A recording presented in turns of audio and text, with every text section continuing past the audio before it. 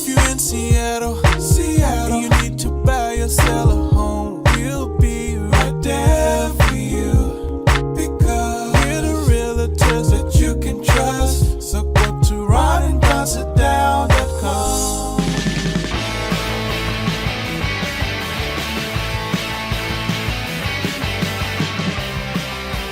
You're listening to The Ron and Don Show on the Ron and Don Radio Network.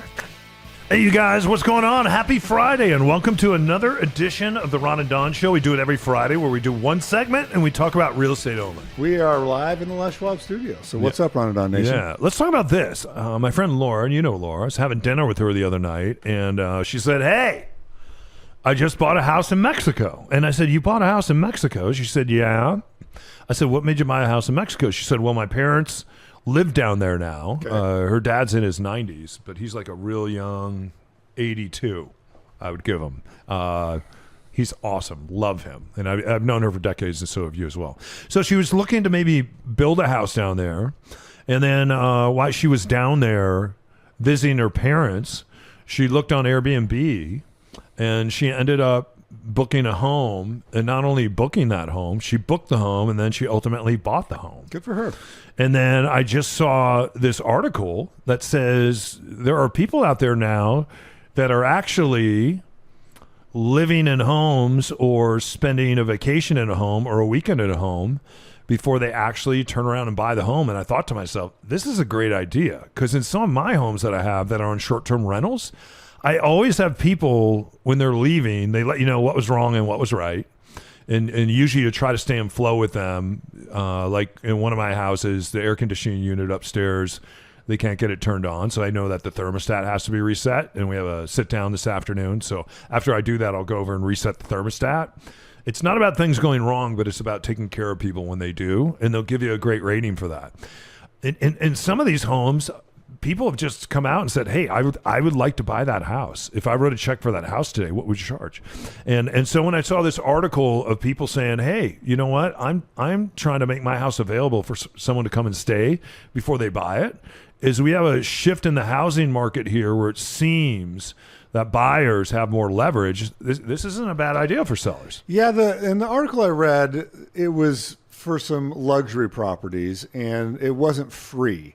So I think if you're buying a regular house, I don't know if this would work. A regular house meaning I'm in the Pacific Northwest, and this is just standard neighborhood house. If I was the buyer's agent, I approached the seller's agent and said, hey, my folks are interested in the house. They would like to do a sleepover and see how the house feels for a couple days before we submit our offer. I don't know if it would be 100% say no, but I would think it would be unusual to put that in the contract. But I don't think it's unreasonable, especially if you are if you're unfamiliar with that neighborhood.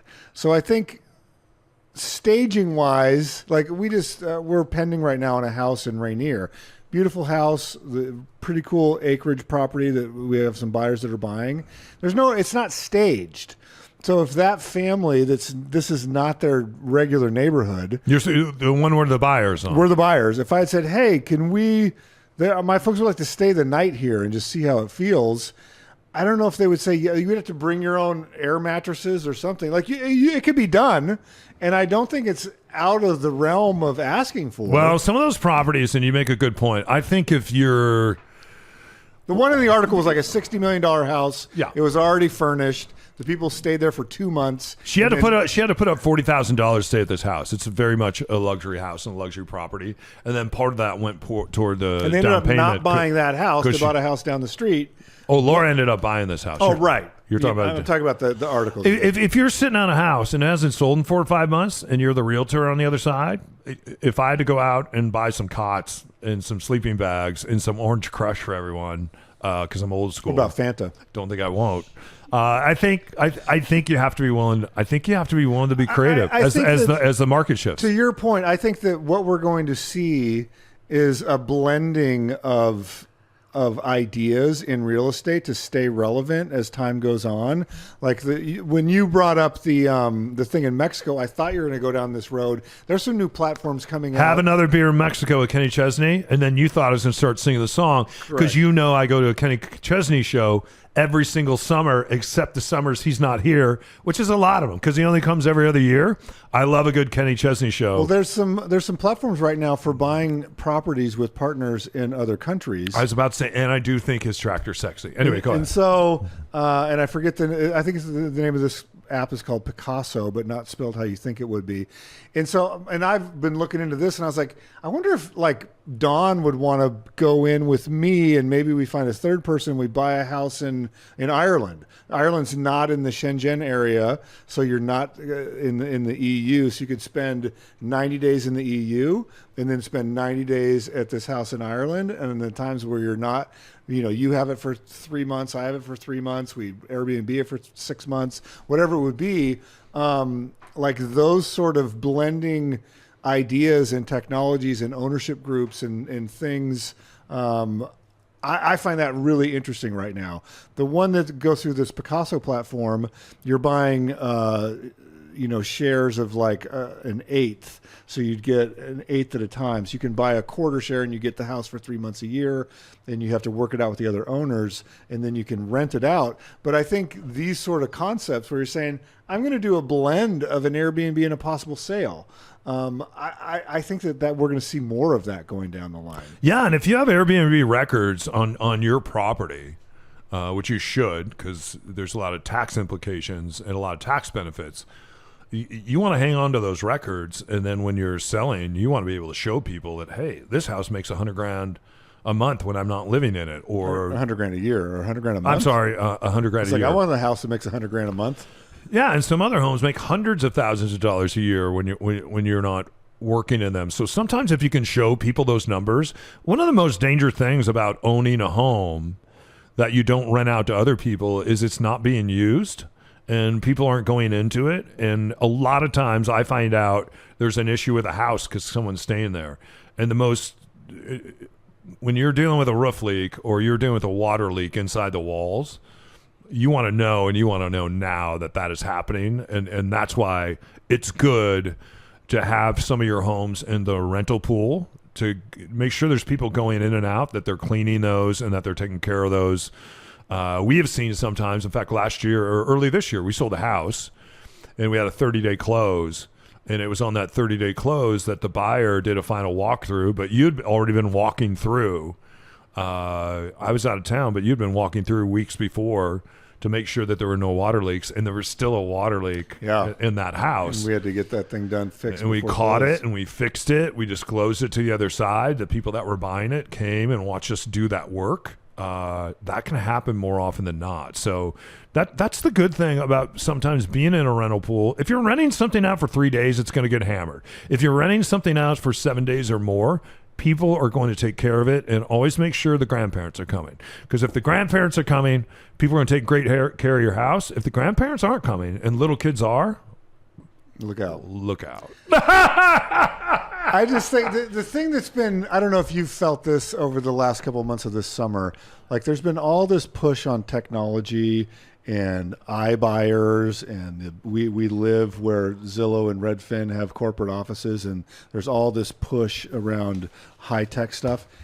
Man, these last 5 deals have needed agenting more than anything. Hey, I'm very appreciative, and I think realtors that really do business, what you want to do as a realtor, and if you are one, you're a new one, and people say... A real estate agent. Yeah, and they say, what would you say if I'm new to being a broker? And I would say just be the person that everyone wants to call for everything. So if you need a plumber, if you need a doctor, if you need whatever it is, just be the one that they call. And make sure that you stay in touch with them and flow with them, that you call them in an unguarded moment and just have a conversation with them. You can't always be hustling for a sale. But if you really invest in time and energy in those relationships, and it's just not transactional to you, then you're going to be around for a long time. AI is not going to be able to replace that, because a lot of what happens in our business happens outside of signing the contract. And a lot of what happens outside our business is you need that human to human connection in order to perform. So make sure you're spending the time making connections, and not just with your people, but like, hey, if you have some good electricians in your back pocket, and it's not someone that you just read about online and you actually use them, not only can you benefit that electrician, but you're going to benefit your clients, because a lot of times the work starts after they buy the home. We're in a house right now that our clients bought 2 years ago, and we're doing some deep work in that house right now. I don't get paid for that, but I know if that house is ever for sale again, chances are that we'll have an opportunity to sell that house, because the people that are currently working inside that house are people from our team.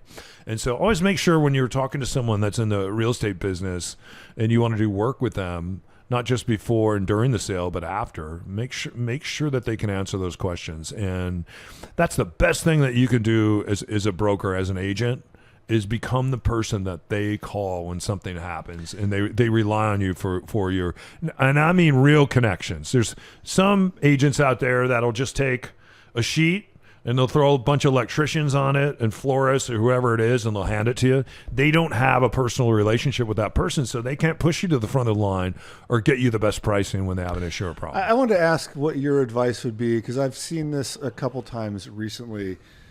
Something's going on in someone's life and they're thinking about real estate or even a job change or whatever, and there's so much stuff that happens at the same time that they just shut down. Like they get overwhelmed and they cannot proceed. You're good at breaking through dams like that. What would you tell people that are thinking, oh, I need to sell this house? Or we have a client that we've been working with for like a year.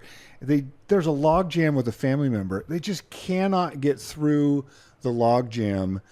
No matter how many times you talk to them, and I'm thinking to like 4 or 5 different people in my life where they're stuck.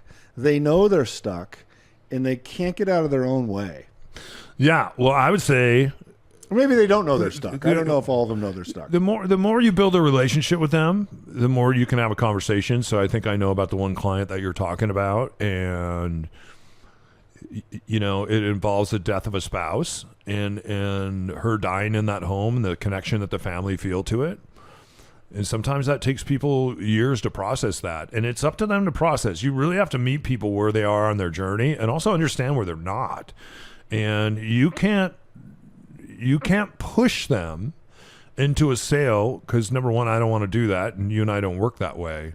But number two, because they're not ready, when they get in the middle of that sale, it'll somehow fly apart in a fantastic fashion. I was just talking about as a human being. Just keep showing up. Just keep showing up for them. Yeah. Whether it's a phone call, whether it's an email, whether you physically stop by, just keep showing up.